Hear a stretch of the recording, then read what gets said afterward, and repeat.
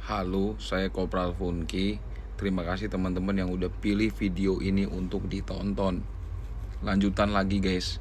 Kita main cepet aja karena ini partnya sangat panjang sekali teman-teman. Masih dengan pocong tetangga. Tulisan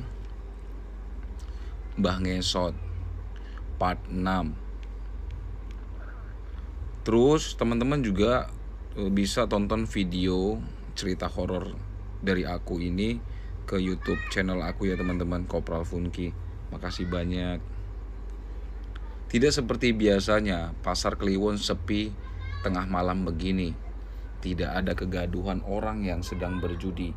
Kios-kios sayuran yang biasanya buka 24 jam juga tutup. Mungkin mereka mau berlibur untuk beberapa hari. Ntar dilurusin dulu.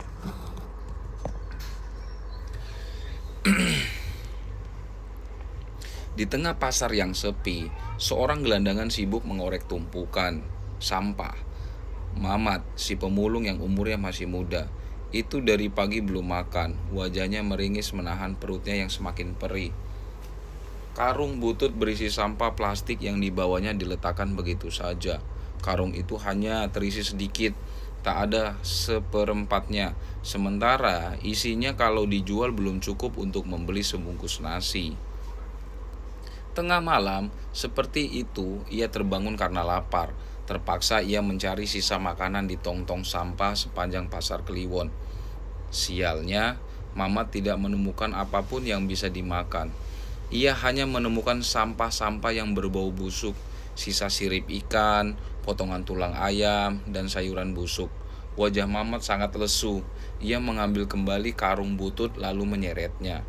Perlahan ia melangkah menyusuri pasar Kliwon dan berharap ada sisa makanan yang bisa ia temukan. Wajahnya berbinar saat dari kejauhan melihat sesuatu yang sepertinya bisa dimakan. Itu sebuah pepaya yang sebagian matang, namun sebagian lagi busuk. Mungkin si penjual sengaja tidak memasukkan buah itu ke keranjang dan meninggalkannya. Segera Mamat mempercepat langkahnya. Ia memotong buah itu dengan kedua jempolnya. Ia terlihat sangat lahap saat memakan buah pepaya. Belum juga selesai, tiba-tiba ia mendengar sesuatu yang aneh dari arah barat. Sambil memakan pepaya, Mamat melangkah mencari sumber suara tersebut. Itu seperti suara kaca yang beradu. Langkah Mamat terhenti di depan kios. Di depan kios itu bertuliskan Warteg Berkah Sugih. Itu warung milik Amprung. Kios itu dikunci rapat, tidak mungkin bisa dibobol maling. Mamat pergi ke belakang kios. Ia melihat ada sebuah kaca ventilasi udara yang cukup tinggi. Ia menoleh ke sekeliling dan menemukan tumpukan bekas keranjang buah. Disusunnya keranjang-keranjang itu sampai tinggi. Ia lalu naik ke atas keranjang. Dengan sekuat tenaga, Mamat memecahkan kaca ventilasi tersebut. Serpihan beling sempat mengenai pipinya. Ia menggaduh kesakitan lalu membersihkan sisa kaca pada ventilasi udara. Setelah bersih, ia lalu masuk ke dalam warteg tersebut. Mamat melompat, ia berada di dapur. Suara itu masih terdengar jelas. Pelan-pelan ia mengikuti sumber suara hingga akhirnya ia menemukan sebuah botol yang aneh. Botol itu berisi gumpalan asap di dalamnya dan juga mengeluarkan suara ketukan. Mamat mengocok botol itu. Tidak ada yang berubah. Suara masih saja terdengar dari dalam botol.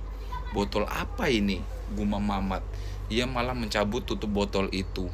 Seketika asap pekat keluar dari dalam botol memenuhi ruangan dapur. Mamat terbatuk-batuk. Ia mengibas-gibaskan kedua tangannya untuk menyingkirkan asap. Dan tampaklah sesosok pocong di hadapannya. Pocong itu merintih minta uangnya dikembalikan. Mamat terkejut lalu jatuh pingsan. Keesokan harinya, pasar Kliwon geger karena kios Amprung dibobol pencuri. Mamat dibawa ke kantor polisi. Ia ditahan. Sementara Amprung dan Tika mulai panik karena botol itu dibuka oleh si Mamat. Hari itu Tika menutup kiosnya untuk sementara. Amprung akan mendatangi Mbah Goto untuk berkonsultasi.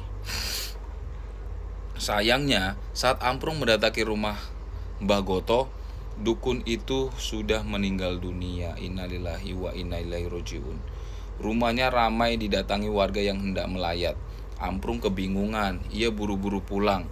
Bagaimana ini Pak? Tanya Tika sambil menyuguhkan kopi pahit di hadapan suaminya. Gini, kita buka saja wartegnya. Lagi pula pelanggannya kan udah banyak. Mungkin tanpa botol itu pun warteg kita akan tetap ramai. Katanya mencoba menenangkan. Kita kembalikan saja uang yang pernah kamu curi, Pak. Jangan, nanti aku malu. Biarkan saja, lagi pula pocong itu tidak akan menyakiti kita, ujar Amprung. Hari berikutnya setelah mengantarkan anaknya sekolah, Tika membuka kembali warteg itu. Pengunjung tetap ramai. Semua terlihat baik-baik saja. Namun, saat para pengunjung itu sedang makan dengan lahap, tiba-tiba perut mereka merasa mual lalu muntah darah. Semua hidangan berubah menjadi tumpukan cacing yang menjijikkan. Para pelanggan terkapar kesakitan sambil memegangi perut. Mereka berteriak seperti orang yang kena santet. Warteg Tika dipenuhi muntahan darah. Satu pasar heboh. Orang-orang berkerumun ingin melihat kejadian aneh itu. "Bangsat, kau pakai pesugihan ya?" teriak salah seorang pengunjung pasar. Lanjut part 7 guys.